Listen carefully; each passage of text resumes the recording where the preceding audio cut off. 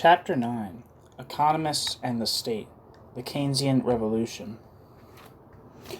The marginalist revolution in economics. The Keynesian Revolution has been popularly depicted, following Keynes' own presentation, as a political revolution underpinned by an intellectual revolution, a revolutionary theory won over a state dominated by classical ignorance. However, this characterization ignores the diversity of pre-Keynesian economists' views, overestimates the originality of Keynes, and exaggerates both the political influence of economists and the extent of the political changes that took place. The Keynesian Revolution was not so much a scientific or a political as an ideological revolution. Economists had long since abandoned the naive faith of political economy in the virtues of a strict regime of laissez-faire. Nevertheless, a faith in the beneficence of the rule of money and the market remained the foundation of an economic ideology, as an ideal to be aspired to, if not as an accurate depiction of reality. The conceptual apparatus of economics was constructed on the basis of an abstract model of the market, so that the limits of market regulation also marked the limits of the economist's competence. Keynes, for all his insights, was not able to advance beyond this framework.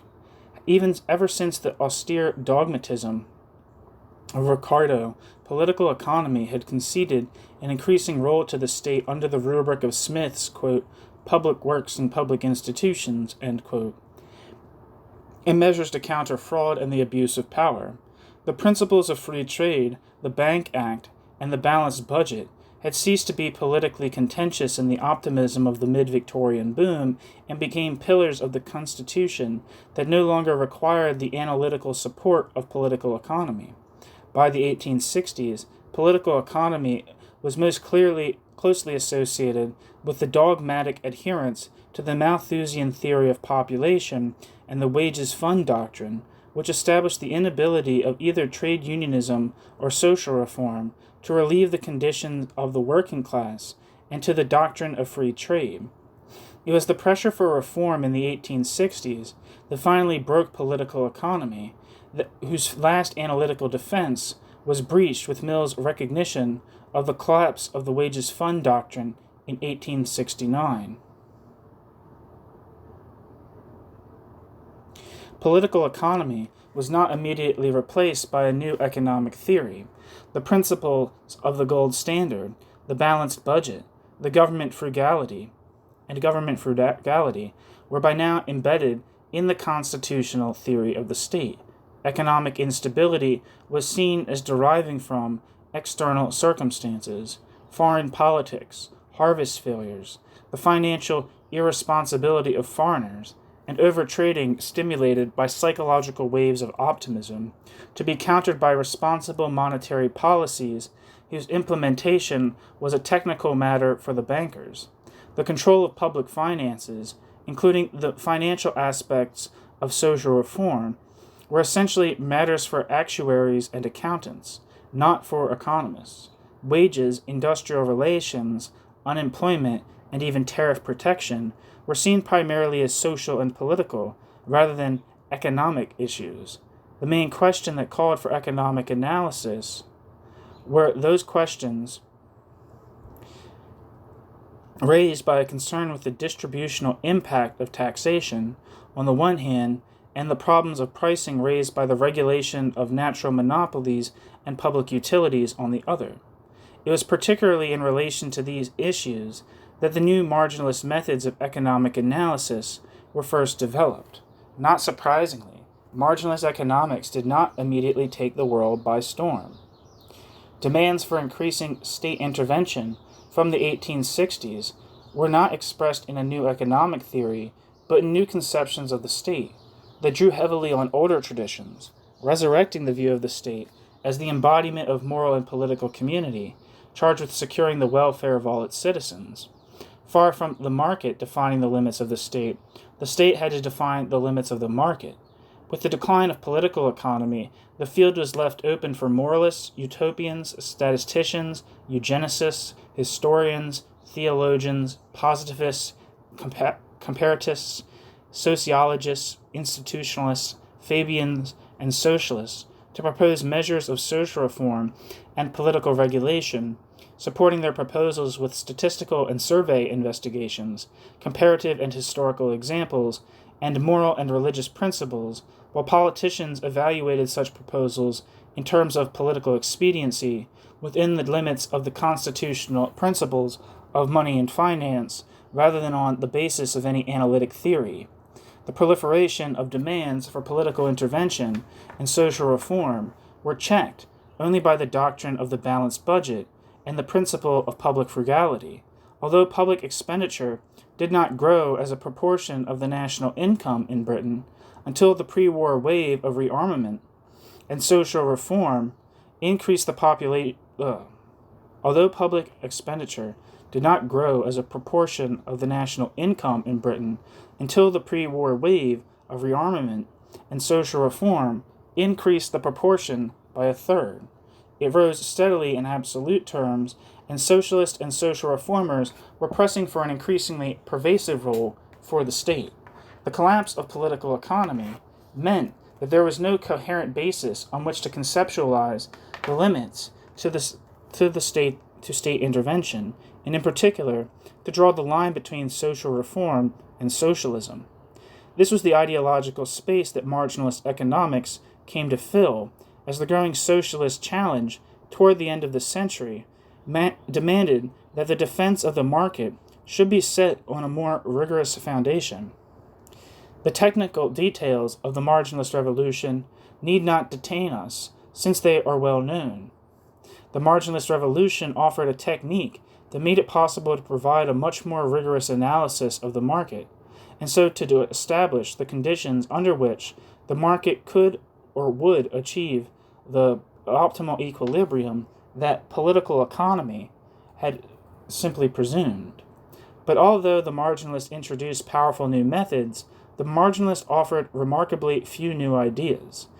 The marginalists started, as had Smith, from the model of a simple barter economy, and then told the same story of the inconvenience of barter, the emergence of money as the rational instrument of exchange, and of capital as some form of stock that brought together labor, land, and means of production. Money remained neutral. The rate of interest equated savings and investment. Free trade was beneficial to all parties, and Say's law still ruled the best of all possible worlds. The main innovation of the marginalist revolution was the introduction of a new concept of value and correspondingly a different conception of the role of the market. Political economy had confined economics to the study of exchange values, ultimately determined by the cost of production. The role of money in the market was to coordinate the division of labor. The justification of the system lay in its efficient coordination of production and in its dynamism that enhanced the wealth of the nation as profits were reinvested. The Great Depression was a period conspicuously lacking in dynamism and the efficient coordination of production. On the other hand, it was a period in which rising real wages and the growth of the middle class led to rising mass consumption and an increasing diversity of consumption goods available. The idea of consumer choice, that would have been laughable to most of the population in the middle of the century, was acquiring a new reality. It was this idea that the marginalist revolution brought to the center of the stage. For marginalists, the role of the market was not to coordinate the system of production, but to subordinate the allocation of productive resources to the desires of consumers. The economy was no longer seen as a self-sustaining system of production, but rather as a network of exchange relations between individual economic agents, each starting with an initial set of resources.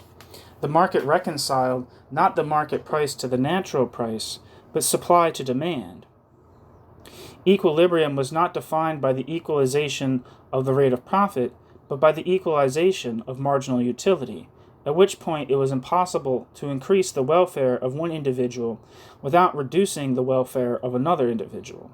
The central task of marginalist economics was to establish the conditions for the uniqueness, stability, and optimality of this equilibrium. Instead of merely presuming that free competition would lead to the best of all possible worlds, the marginalists sought to establish precisely the conditions under which such a result would arise. They were therefore more aware than had been their predecessors of the simplifying assumptions on which their model rested, and indeed it turned out that the assumptions required to achieve their desired results were extraordinarily restrictive. The gap between model and reality was both the scientific weakness and the ideological strength of marginalist economics that has sustained it to this day. It is clear that the assumption of the model, as any abstract theory, are grossly unrealistic. This would not matter if it were possible to identify the divergence between the model and reality. However, in this case, such an identification is impossible. The underlying assumptions concern a host of unobservable parameters, the changing taste and preferences of millions of individuals, the degree of complementarity and substitutability of commodities and of productive resources, and the knowledge and expectations of present and future prices and costs. There is no way of knowing whether a particular market or the system as a whole is competitive, or whether it is in equilibrium, or whether the existing allocation of resources is efficient. There is no way of knowing whether excessive profits are a result of monopoly powers, of chronic disequilibrium, or a premium for added risk. There is no way of knowing whether changes represent a movement towards or away from equilibrium, or reflect changing parameters. Thus, marginalist economics provides an ideological framework of inexhaustible potential precisely because marginalist economics has no empirical content. The lack of an empirical foundation was recognized most clearly by the Austrians, who were by far the most theoretically sophisticated of the marginalists. The Austrians came to regard empiricism as the first step on the road to socialism, in fostering the illusion that if economists could understand the world, they might be able to change it. The Austrians therefore insisted that economics is an a priori and not an empirical discipline. The law of economics, resting on such indubitable psychological truths as Smith's assertion that the, quote, purpose of all production is consumption, end quote. This later led Hayek and von Mises to the conclusion that any violation of the freedom of the market is an affront to human reason and an offense against human nature. Although the economists sought to answer the pressing questions of the day on the basis of their theories, the weight of academic opinion largely reflected the weight of political opinion in the class from which the academics were drawn, because their theories gave the economists no better basis for judgment than their own political prejudices. While their theoretical explanations were vacuous, the impact of their few empirical studies was minimal, partly because of the limited scope and reliability of statistical sources, and partly because it was difficult to find any clear-cut relationships to set against the accumulated wisdom of capitalists, bankers, politicians, and civil servants. Thus, economists were wheeled out to produce congenial platitudes that echoed the politicians, whether it be about the excessive power of the trade unions or the employers, the need to curb monopolies or restrict competition, the need for tariffs or the virtues of free trade, the dangers of excessive taxation or the need to increase government subsidies, the virtues of the market or the need for government regulation. While the bankers, politicians, and civil servants thought they knew the answers, academic economists had very little political influence and were always uniformly regarded with contempt when they ventured independent views. Nevertheless, economists continued to serve an important ideological role as, quote, experts, who gave the stamp of scientific authority to the political prejudices of their paymasters, and who defined the boundaries of political reality in subordinating political discretion to the yardstick of money. The Economists and the Depression of the 1920s.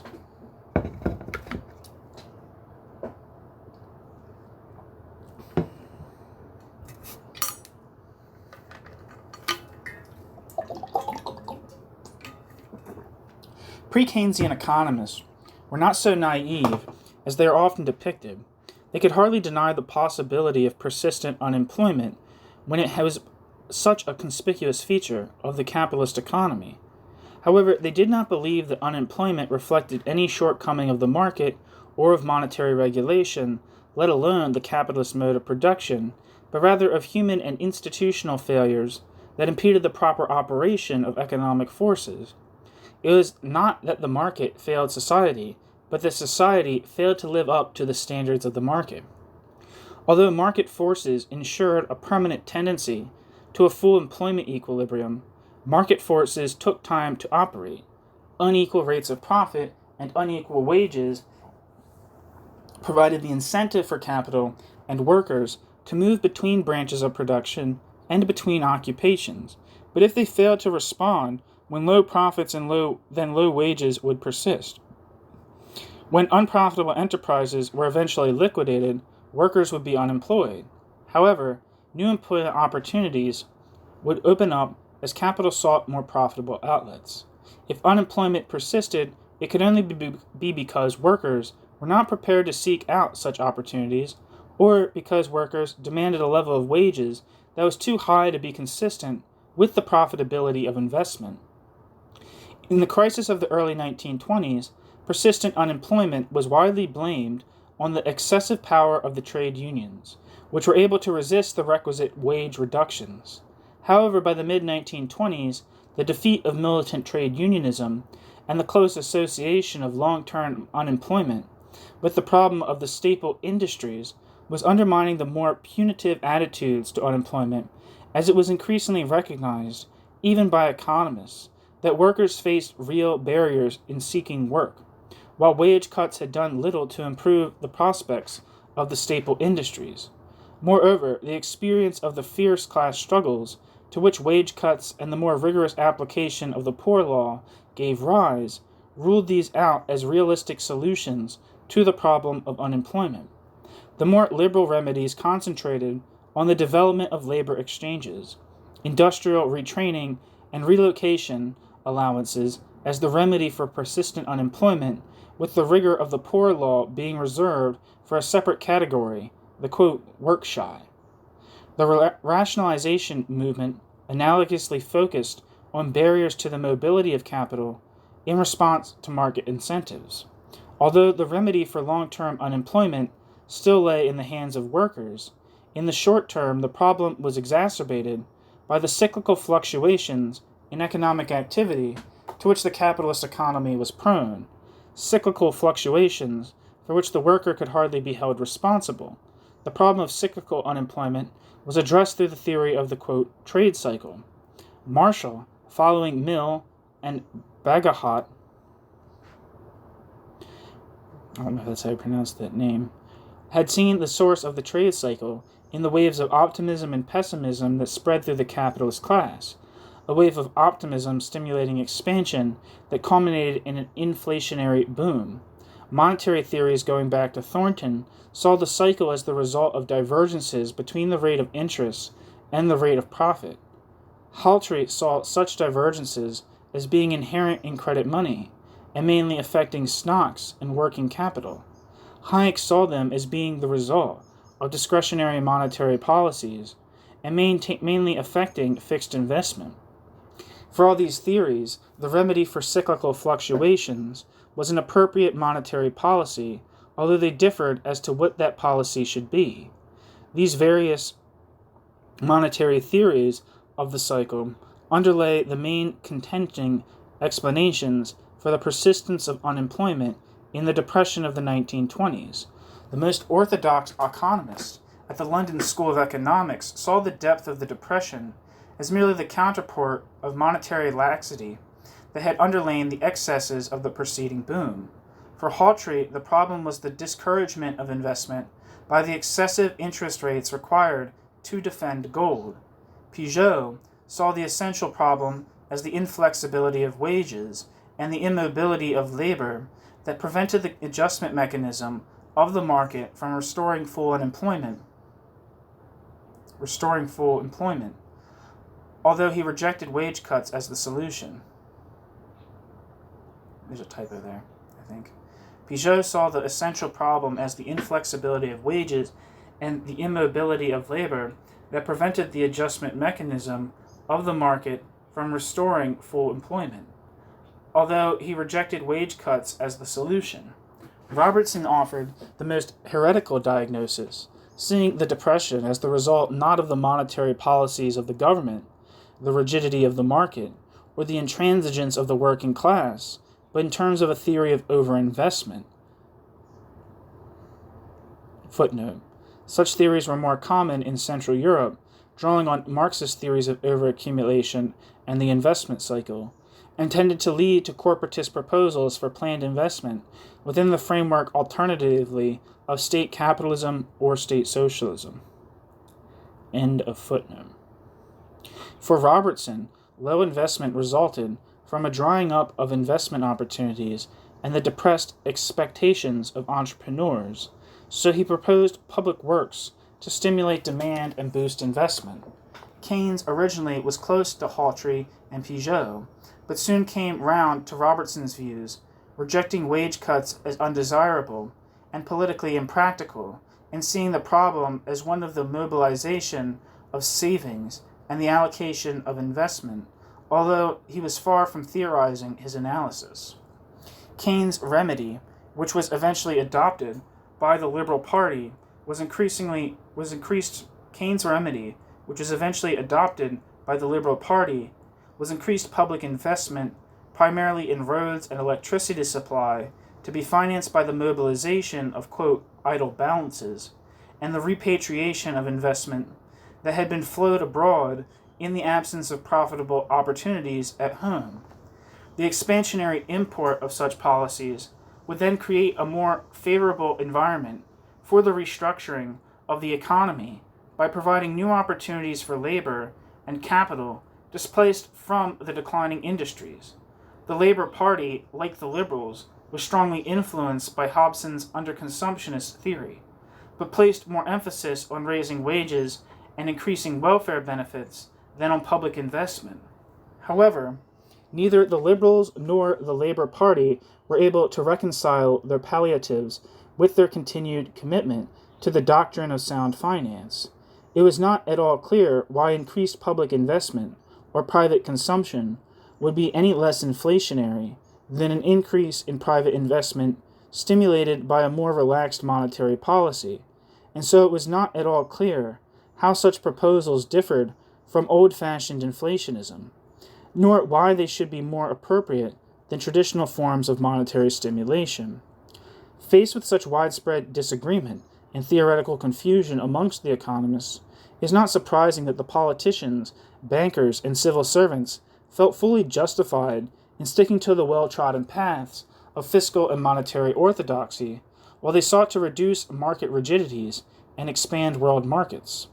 Although a few economists felt that Britain's problems had been intensified by high interest rates and an overvalued pound, there was no significant pressure to leave the gold standard or to abandon the principle of the balanced budget.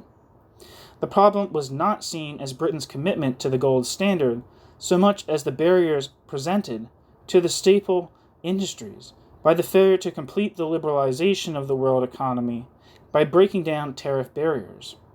The doctrine of the balanced budget, like the gold standard, secured almost universal support as a check on the profligacy of governments and guarantees against inflation. The experience of the recent political effects of inflation at home, and even more menacingly in Central Europe, meant that this was no irrational fear. Whether or not budget deficits would have provoked inflation, the government's fear simply reflected that of capitalists. The burden of debt management, making the government very vulnerable to a weakening in the confidence of financial markets if a budget deficit aroused inflationary fears. Thus, the emergence of deficits in the late 1920s was carefully concealed from the public and financial markets, and the May Committee's projection of a deficit in 1931 brought down the Labour government. The State and the Depression of the 1930s. The onset of depression in 1929 brought the problems of unemployment and the depressed industries to the fore once more. The main thrust of the Labour government's thinking was influenced by the rationalization movement, with the rationalization movement's emphasis on the inability of competition to secure the necessary restructuring of capital, and so the need for government and the banks to take the lead in sponsoring rationalization to eliminate excess capacity, introduce advanced methods of production, and increase investment on the basis of cooperation between employers and unions. The Coal Mines Act of 1930 sought to impose a cartel on the coal industry, with limited success, but the main thrust was to seek bank sponsorship of rationalization.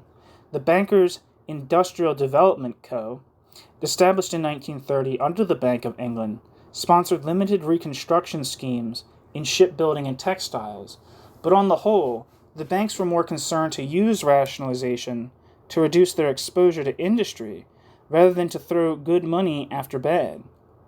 Moreover, the onset of depression meant that the emphasis of rationalization schemes were increasingly less on expansionary investment and more on the elimination of excess capacity and reduction of costs that only created further unemployment. Thus, rationalization began to be considered in the broader framework of the problem of unemployment. The government, in search of the new ideas, established the Macmillan Committee on Finance and Industry and the Economic Advisory Council, which involved economists, trade unionists, and employers. The Economic Advisory Council provided a forum for economists to offer their advice, but since the economists could hardly agree on the time of day, the council proved ineffective. The recommendations of the Macmillan Committee, published just before the 1931 crisis, were largely ignored. Keynes' proposals for deficit-financed public investment received little support. With the fall of the Labour government, the day belonged not to Keynes, but to the traditional Tory remedies of sound finance, protective tariffs, and the empire, while more radical measures were being proposed by the advocates of rationalization and planning. The collapse of the gold standard, far from undermining orthodoxy, gave it a new lease on life. Protective tariffs, devaluation, and the suspension of the convertibility enabled the Bank of England to build up large reserves with which to stabilize an undervalued pound, freeing budgetary policy from the constraints imposed by the gold standard. Interest rates fell sharply, relieving the pressure on the budget. Quote, cheap money became the cornerstone of monetary policy for the next 2 decades, low interest rates being maintained not only to keep out speculative, quote, hot money and relieve the debt burden, but also in the hope of stimulating investment, although the main contribution in the 1930s was probably to the domestic construction boom rather than to industrial investment. Cheap money meant the authorities could no longer use the traditional instruments of the interest rate as the means of controlling the supply of money and credit, relying instead on the direct control of the supply of cash to the banks, which gave the Bank of England leverage over the lending policies of the banks. However, cheap money also meant that the burden of checking inflationary pressures fell more heavily on the budget, so that the continued fear of inflation meant that a liberal monetary policy was counterbalanced by a rigid fiscal conservatism. Protection and financial stabilization was accompanied by some increase in the direct intervention of the state in the domestic economy. However, interventions sought not to replace the market by administrative controls, but to reinforce the stimulus of the market with appropriate institutional and fiscal encouragement. The historic Tory commitment to protectionism and imperial preference was combined with the development of an industrial policy that sought to restructure domestic industry and employment. Domestic agriculture was encouraged by the establishment of market boards that stabilized prices and provided subsidies. The state sponsored further rationalization schemes and the imposition of cartels in coal, iron, and steel, textiles, and shipbuilding, and brought road transport under close regulation to eliminate the destructive and dangerous tendencies of unfettered competition, while competition in retail trade was reduced through the extension of retail price maintenance. The Special Areas Acts provided subsidies to firms setting up in the depressed areas. The provision of relief was rationalized and made gradually less punitive in response to working class pressure. The radical alternative to Tory orthodoxy was provided by the corporatist heirs of the rationalization movement. For the advocates of rationalization, the failure of capitalism had been identified as a failure of the competitive market to regulate accumulation, the persistence of excess capacity, and of intense competition prevented the introduction of more advanced methods of production. In the 1920s, the emphasis had been on the role of the banks in imposing rationalization. However, the limited involvement of the banks in industrial finance and the failure of trade associations and cartels to enforce their rules on individual members led the proponents of rationalization in an increasingly corporatist direction, within which the state would play a more active role in sponsoring the formation of cartels that would have the administrative resources and legal powers to enforce their rules on the industry as a whole. Moreover, the onset of depression led the advocates of rationalization to move beyond the schemes to deal with the problems of individual industries to consider rationalization within the broader framework of economic planning. In the 1920s, the rationalization movement had primarily addressed the, quote, microeconomic problems of industrial restructuring, without seriously questioning the primary role of money and the market in, quote, macroeconomic regulation. The presumption was that rationalization would make industry more responsive to market pressures and establish a favorable environment for the spontaneous recovery of trade and investment. Proposals for a degree of economic planning had centered on the redirection of investment, particularly towards domestic industry, whether through Mosley's Economic Council, the liberal Yellow Book's National Investment Board, or the Macmillan Committee's proposal for a closer relation between banking and industry. With the onset of depression, the problem became wider, concerning not only the direction, but also the scale of investment. However, financial constraints still largely excluded consideration of expansionary public expenditure as a resolution to the latter problem. Thus, proposals for state intervention sought to encourage private investment by extending the corporatist principles of rationalization from particular industries to the economy as a whole. Mosley soon came to draw on the example of Mussolini's Italy to propose a full-blown corporate state in which each industry would be organized on corporate lines, the various corporations coming together in a national council for corporations. Such ideas, without the fascist politics, also made considerable headway amongst radical conservatives. The example of the Soviet Union provided a similar inspiration to many on the left. Corporatism raised major political questions. In bringing capital directly under the control of the state, corporatism replaced regulation by the market with regulation by political bodies in accordance with their own political priorities. Thus, the question of who was to control the corporatist apparatus assumed major importance. Neither capitalists nor the working class were deceived by the illusions of the liberal corporatists that corporatism could be based on a political partnership as an extension of the well-established mechanisms of joint consultation, for they knew, with Marx, that the community of the state is, quote, an illusory community. Any attempt to go beyond joint consultation to give a tangible reality to that community could only lead to political polarization, as the class struggle took on the immediate form of a struggle for state power. The capitalists' fear that the corporatist state might hand power over capital to the working class or to populist politicians was matched by the working class fear of the unification and consolidation of the power of capital in the hands of the state. Thus, while corporatist solutions to the crisis were eminently rational, the corporatist solutions to the crisis were politically completely unrealistic in a country which, unlike Germany, Italy, and the Soviet Union, the political class struggle had not been fought through to a decisive result, and were increasingly unattractive as it became clear that corporatist economic strategies could not be detached from a corporatist politics that implied the destruction of the liberal state. The Labour Party, increasingly dominated by the TUC, was deeply suspicious of any corporatist developments.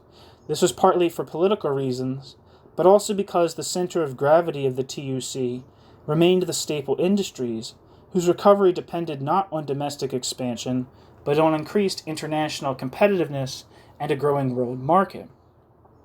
Despite its long-standing commitment to nationalization as the solution to the problems of particular industries, the Labour Party had little interest in corporatist planning, nationalization being seen primarily as a means of expanding investment and employment by increasing efficiency, rather than as an instrument of planning, let alone an instrument of workers' control.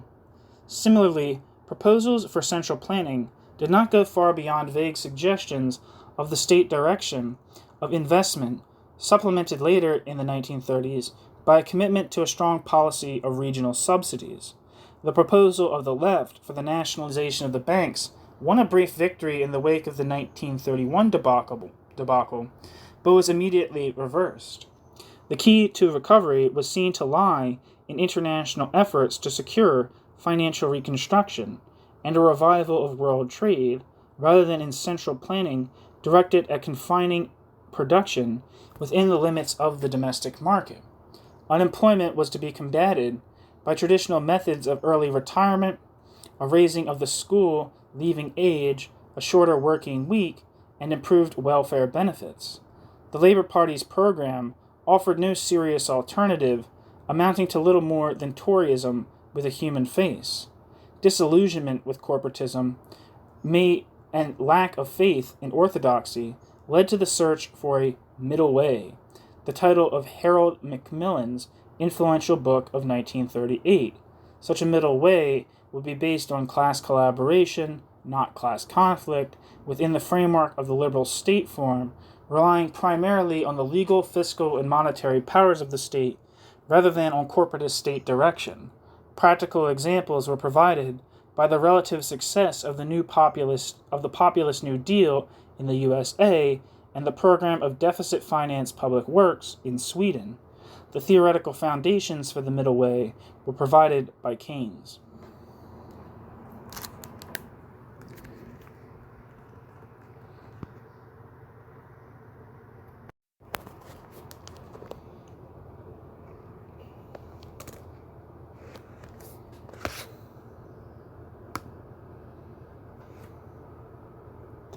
The Keynesian Revolution. During the 1920s, Keynes had been a heretic, opposing the return to the gold standard and proposing public works, but Keynes had been no revolutionary. The roots of the Keynesian Revolution lay in Keynes' struggle to resolve the theoretical issues raised by the attempt to reconcile the proposed program of public works with the principle of the balanced budget. The primary argument against deficit finance in the 1920s had been that a loss of confidence would drive capital abroad, so that any increase in public investment would be more than compensated by the decline in private domestic investment. Initially, Keynes merely reversed this claim to argue that psychological factors disrupted the allocation of investment, leading to excessive foreign investment and the holding of, quote, idle balances, and so should be countered by restricting foreign investment and mobilizing the ideal balances. However, this was hardly more satisfactory than the Treasury view that it opposed in lacking any theory that could explain the factors determining savings and investment. In order to put his arguments on a more secure theoretical foundation, Keynes was led to a re-examination of the foundations of monetary theory. The first fruit of Keynes' labors, a treatise on money,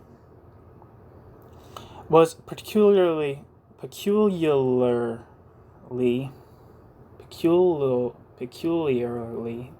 indigestible, but nevertheless contained some fundamental insights.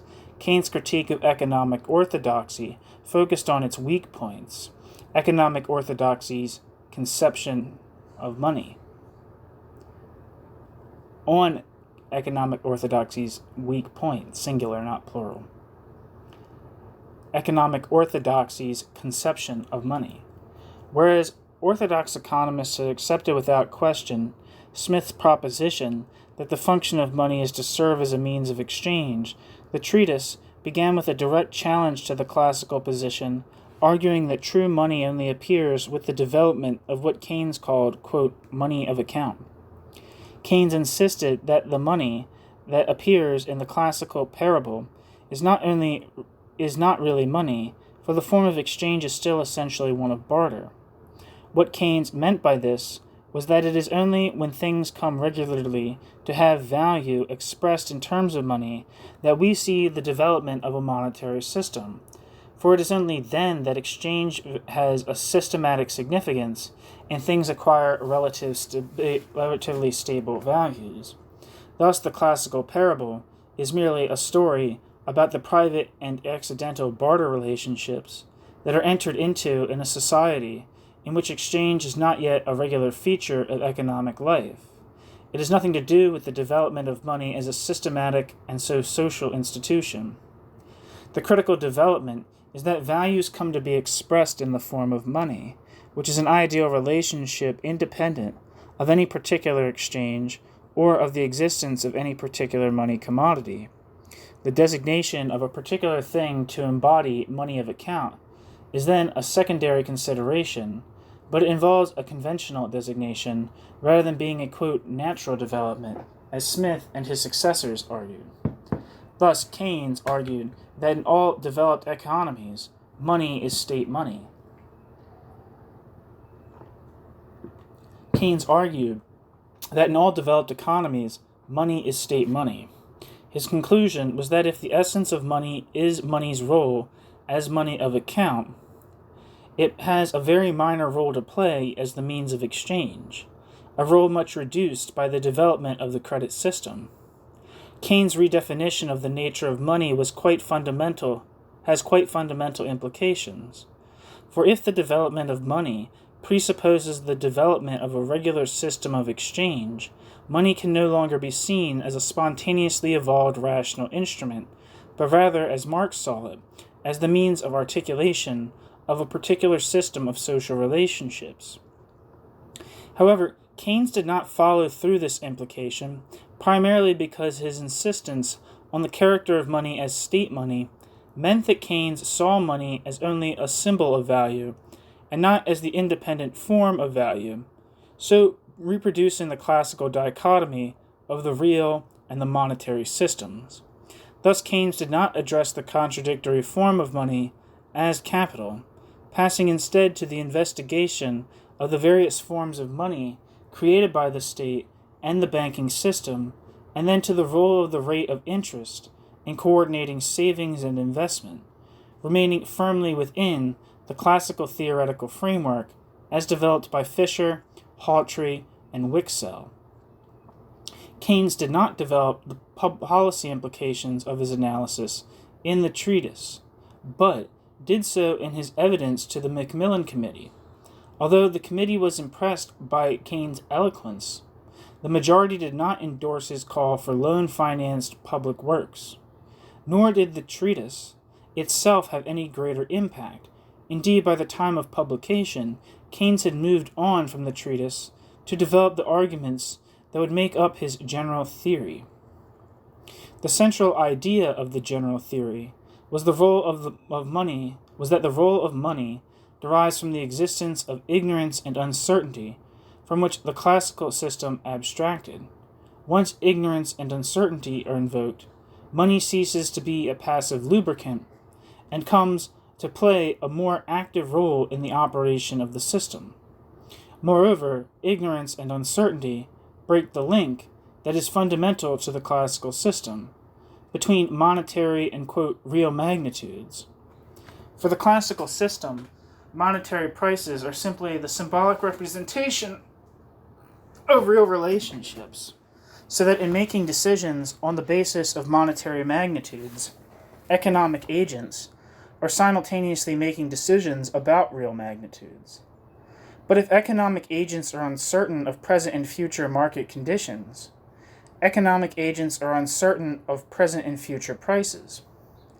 This means that in all monetary transactions, they are uncertain of the purchasing power of the money that they acquire as a result of such transactions. Thus, for example, Keynes argued that the wage bargain is made in monetary terms, but changes in the money wage do not necessarily correspond to changes in the real wage. The result is that the classical mechanism by which a full employment equilibrium is reached, according to which a decline in real wages restores the profitability of investment sufficiently to achieve full employment, may not work, even if workers freely accept a fall in money wages. If prices fall pari passu with wages, a fall in money wages will not translate into a fall in real wages. For Keynes, the dislocation between the real and the monetary systems was not an expression of the contradictory form of money as capital. The dislocation between the real and the monetary systems was a matter of ignorance and uncertainty that disrupted the operation of the market in the coordination of economic decisions over time. Thus, Keynes did not break fundamentally with the classical dichotomy, and again passed on directly to the exploration of the particular implications of his insight for the theory of money and interest. While the demand for money as means of payment and means of exchange is limited, the introduction of ignorance and uncertainty makes it clear that it is quite rational to hold money in preference to interest-bearing assets for speculative reasons. The speculative demand for money will depend on the rate of interest and on expectations as to its future course. If rates are expected to rise, holders of existing financial assets will realize a capital loss as their price depreciates. Those expecting a significant rise in the rate of interest will therefore choose to hold money, while those expecting a fall in the rate of interest will seek to reduce their money holdings. The rate of interest serves to achieve an equilibrium between the demand for and supply of the stock of money, and this mechanism far outweighs the interaction of the supply and demand for loanable funds as a whole that played a central role in the classical theory and that provided the means by which savings and investment were equilibrated at full employment. While the rate of interest is determined in the money market, savings are brought into equilibrium with the volume of investment planned at a given rate of interest by fluctuations in income, a cutback in investment lending, to a fall in incomes until equilibrium between savings and investment plans is established, and vice versa. Since the market rate of interest is determined by the expectations of investors, there is no reason to believe that the market rate of interest will correspond to that which will fall.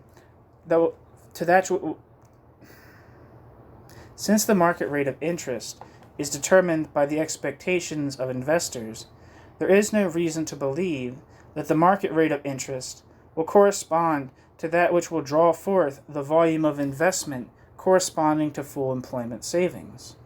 The monetary authorities may be able to intervene in financial markets to alter the rate of interest, selling bonds to drive up the rate of interest or buying bonds to drive the rate of interest down. However, very large changes in the supply of money may be necessary to change interest rates in the face of contrary market expectations. Moreover, in a depression, while prices are expected to continue to fall, the nominal rate of interest required to achieve a recovery may even be negative. Finally, large changes in the money market might adversely affect the confidence of entrepreneurs, and so dissuade them from investing. For all these reasons, it may prove impossible for monetary policy to achieve a recovery from depression. On the other hand, a relatively painless route to recovery is offered by loan-financed public investment, increased government spending, generating the income that, through increased tax revenue and savings, will provide the resources to finance the increase in expenditure, and that will justify the expansion of the money supply required to fund the initial deficit. The main opposition to Keynes came from the London School of Economics and was led by Hayek and Robbins. Hayek had developed his own theory of the market as an information network, the relationship between the monetary and real variables being maintained by a rigid adherence to the classical conception of money. For Hayek, the condition for prices to carry information about real variables was simply that the money supply should remain constant, ignorance and uncertainty being dispelled by the constant search of entrepreneurs for new opportunities. Thus, Hayek sharply criticized Keynes for ignoring the operation of the price system in his preoccupation with spurious, quote, macroeconomic aggregates, end quote, and his reliance on the irrational psychological forces of, quote, expectations. This led Keynes to ignore the possibility that had been at the heart of the theorizing of the 1920s, that persistent unemployment was not the result of a deficiency of overall demand, but of structural dislocation that was a result of the disruption of the market mechanism by monetary instability. It was unstable monetary policies that bred uncertainty, and so broke the link between monetary and real variables. Uncertainty reinforced the barriers to the achievement of equilibrium that arose from the heterogeneity of the capital stock, the immobility of labor, monopoly power, trade unions, and misguided state intervention. The Keynesian remedy of deficit financing would merely intensify the problem by leading to further inflationary disruption of the price mechanism, unless it was accompanied by the kind of planning envisaged by the corporatists to contain inflationary pressures and oversee the direction of investment and labor to the appropriate branches of production. For Hayek, this implied that Keynesian fiscal laxity was merely the first step on the road to serfdom, the title of his wartime manifesto. Although Hayek's own theory was touchingly naive, his criticism of Keynes were by no means misplaced. Keynes had indeed failed to develop the implications of his criticism of economic orthodoxy. His criticism of the classical theory of money was not matched by any criticism of the classical theory of the market. Indeed, his belief that public investment could expand outcomes and employment without leading to inflation implied a faith in the market mechanism that far exceeded that of his adversaries, for it implied that all branches of production could respond immediately to an increase in demand by increasing production, so that any price increases would be at worst temporary. The rigidities of the market, which prevented such a smooth reallocation of resources, had lain at the heart of the orthodox objections to loan-financed public works. Keynes did not rebuff these criticisms, Keynes merely ignored them. Similarly, Keynes' neglect of the market, in which capitalist expectations are put to the test, meant that Keynes treated the ignorance and uncertainty inherent in the anarchy of the capitalist mode of production as a purely subjective phenomenon expressed in the irrational psychological impulses of entrepreneurs, so that Keynes' disagreement with the, quote, treasury view over the implications of deficit financing merely came down to a different assessment of its impact on speculators' confidence. Hayek was correct in seeing the limits of Keynesianism as being inherent in Keynesianism's, quote, macroeconomic formulation. Keynes ignored the social form of capitalist production in abstracting from the existence of independent capitals, so that the relation between the production and realization of surplus value was treated simply as a matter of the relation between aggregate demand and total supply. As soon as competition between capitals is admitted, it becomes clear that individual capitals confront the market not as a limit, but as a barrier to be overcome by transforming methods of production and opening up new markets. However, Hayek's naivety lay in his belief that the overaccumulation and uneven development of capital was merely the result of the overexpansion of credit. Within the capitalist mode of production, the tendency to overproduction is neither the result of the failure of the market to ensure that demand keeps pace with the growth of supply, nor of the failure of the monetary authorities to confine production within the limits of the market. It is competition between capitals that gives rise to the tendency for the transformation of methods of production to take the form of overaccumulation and crisis, so that accumulation constantly runs ahead of the growth of the market. The more rapid growth of the market, far from restraining the tendency to overaccumulation, gives it free rein. Thus, Hayek was correct in his diagnosis of Keynesianism as inflationary, but naive in his belief that the contradictions of accumulation could simply be removed by competition within a restrictive monetary regime. The criticisms of the Hayekians went largely unheard. Hayek's own interpretation of the Depression and his insistence that the road to recovery was the stabilization of the gold standard and the liberalization of trade was discredited by the irreversible collapse of the gold standard and the wave of protectionism from 1931. Keynes, on the other hand, offered both economists and politicians some hope of salvation in mapping out a middle way between the corporatism of the left and the right. Keynesian policies would salvage all the benefits of regulation by money in the market while avoiding the costs that were becoming politically increasingly unacceptable. The only revolution that Keynes proposed was to accord the state more discretion in its fiscal and monetary policies. This is a small price to pay, provided only that the state had sound guidance. Quote, dangerous acts can be done safely in a community which thinks and feels rightly, which would be the way to hell if they were executed by those who think and feel wrongly. End quote.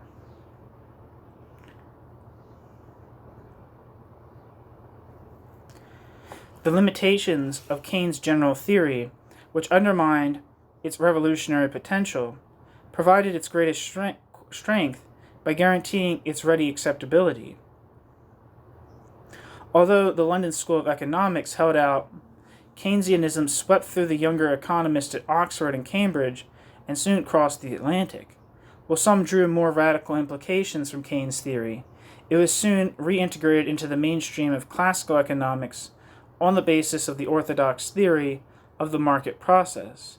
The neoclassical synthesis, in quotes, neutralized Keynes' critique of the classical conception of money by adding the speculative motive as an additional component in the demand for money as a reserve of the means of exchange, and so reduced his theory of money to a part of the theory of portfolio selection.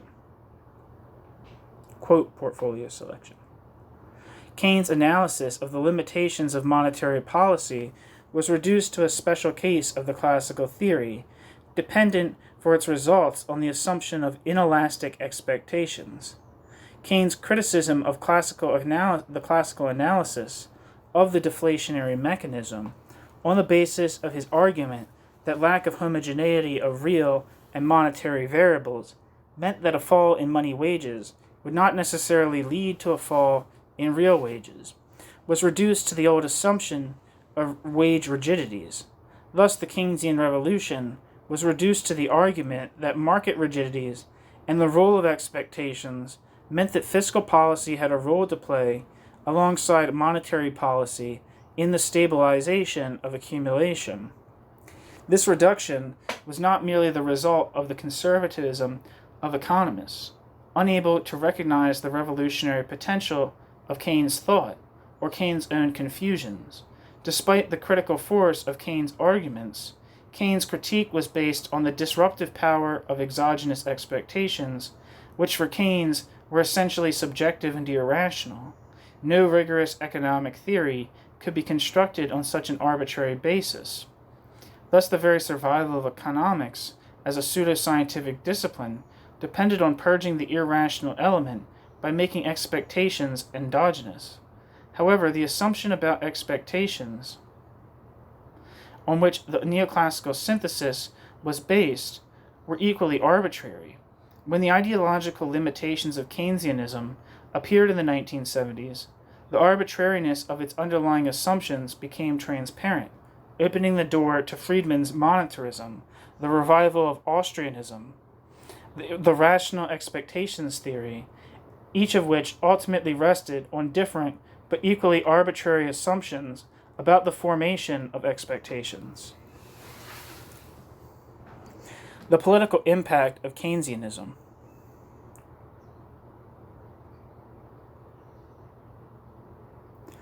While Keynes' ideas soon became the cornerstone of a new economic orthodoxy, Keynes' ideas had little immediate political impact.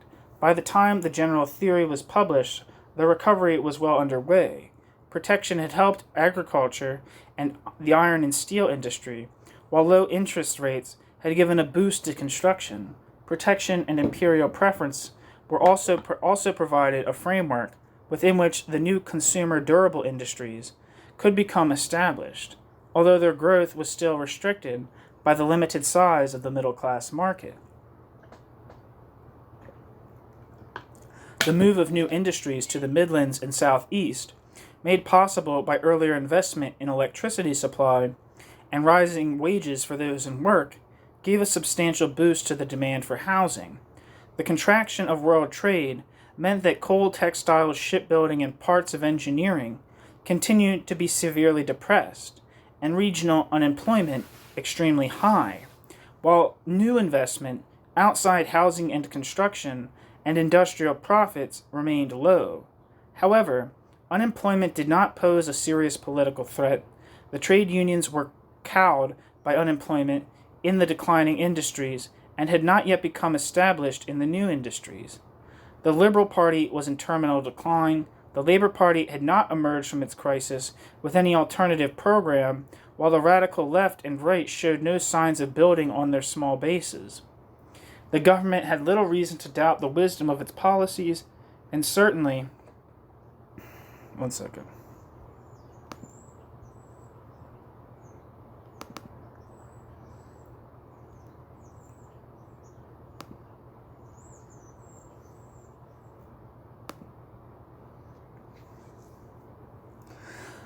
The government had little reason to doubt the wisdom of its policies and certainly had no intention of undermining its success by adopting potentially destabilizing Keynesian policies. Keynes' ideas had made some headway in the established political parties. Harold Macmillan, on the radical wing of the Conservative Party, enthusiastically adopted Keynes' ideas as an alternative to the corporatism that he had previously advocated. Many of the younger Keynesian economists saw a political platform in the Liberal and increasingly the Labour parties. However, their influence in the latter should not be exaggerated. Many of the older generation in the Labour Party continued to pin their political hopes on the collapse of capitalism and saw Keynesianism merely as a means of postponing the fateful day. The, quote, bankers' ramp of 1931 persuaded the left of the need to nationalize the banking system. Keynesian policies merely accommodated the antisocial inclinations of the bankers rather than challenging the bankers' power. The underconsumptionist strain in the Labour Party was Hobbesian. Not like Hobbes, like the Leviathan Hobbes, J.A. Hobson, the imperialism guy that Leninists always talk about. The underconsumptionist strand in the Labour Party was Hobbesian rather than Keynesian, seeing the deficiency of demand as a result of the inequality of income, an inequality that might be reduced, but that could not be eradicated under capitalism. The syndicalist and guild socialist strands saw the deficiencies of capitalism as inherent in the anarchy of the market, depression being the result of the failure of the market to secure the structural integration of accumulation, the remedy being planning and nationalization under workers' control. These strands were closer to Robbins, a one-time guild socialist, and Hayek than to Keynes, while rejecting Hayek's fatalistic view of the slump in believing that the productive capacity expanded during the boom did not have to be liquidated, but could provide the basis for a recovery sustained by the planning of investment. Keynes' work probably had a greater immediate impact on civil servants than on politicians. The attraction of Keynesianism to the latter, to politicians, was that Keynesianism at last offered a coherent theory on which to base the formation of budgetary policy, replacing the rule of thumb of the doctrine of the balanced budget. When government expenditure had been a small proportion of the national product, its budgetary policies were significant for their monetary rather than their fiscal implications. The doctrine of the balanced budget expressed the government's desire to maintain its freedom of maneuver. Borrowing made the government dependent for its revenues on the state of the financial market, while restricting its ability to pursue an independent monetary policy. The dangers of an unbalanced budget in these respects have been amply revealed by the two periods in which the government had relied on borrowing, the Napoleonic and First World Wars. However, the growth of government expenditure meant that its budgetary decisions had an increasing impact on the pressure of demand. While the government remained on the gold standard, the monetary constraint had to remain paramount. Once the government had left the gold standard and stabilized the currency, the doctrine of the balanced budget had lost its rationale and appeared merely as an anarchic dogma. Keynes provided the theory that could set budgetary policy on a more rigorous foundation in these new circumstances. However, it was not until the public finances came under renewed pressure with the strains of wartime expenditure that the Keynesians were able to come out of the closet.